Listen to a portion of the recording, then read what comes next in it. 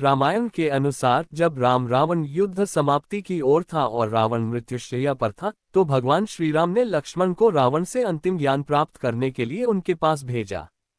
लक्ष्मण ने रावण के पास जाकर उसके पैरों के पास खड़े होकर ज्ञान प्राप्त करना चाहा, लेकिन रावण ने उन्हें कुछ नहीं बताया।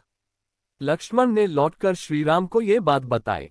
तब श्रीराम ने उन्हें ये समझाया कि ज्ञान हमेशा विनम्रता से प्राप्त किया जाता है, और लक्ष्मण को ये सुझाव दिया कि उन्हें रावण के पास जाकर उनके पैरों के पास बैठना चाहिए, न कि खड़े रहना चाहिए।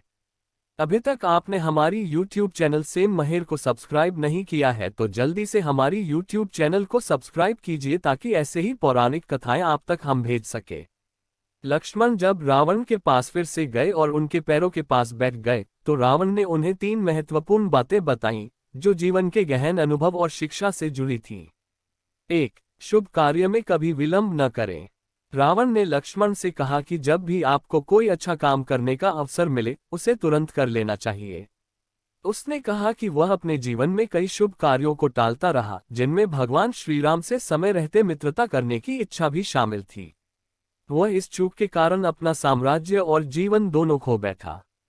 इसलिए अच्छे कार्यों को बिना विलंब के तुरंत कर लेना चाहिए। 2. दुष्ट और बुरे कार्यों को जितना देर कर सकते हो उतना टालो।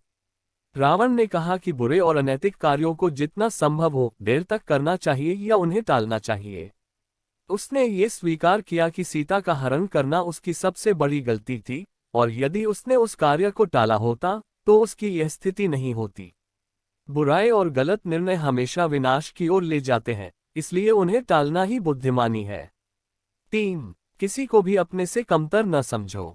रावण ने लक्ष्मण से ये भी कहा कि कभी भी किसी को अपने से कमजोर या तुच्छ नहीं समझना चाहिए। उसने भगवान राम, वानर सेना और हनुमान को कमजोर समझा था, लेकिन यही उसकी सबसे बड़ी भूल साबित हुई। उसने यह मान लिया था कि वह अजेय है, लेकिन उसका अति आत्मविश्वास और अहंकार ही उसके पतन का कारण बना। रावण ने लक्ष्मण को ये समझाने की कोशिश की कि जीवन में हमें सदैव अच्छे कार्यों की ओर अग्रसर होना चाहिए, बुराई से दूर रहना चाहिए और कभी भी किसी को कमजोर नहीं समझना चाहिए।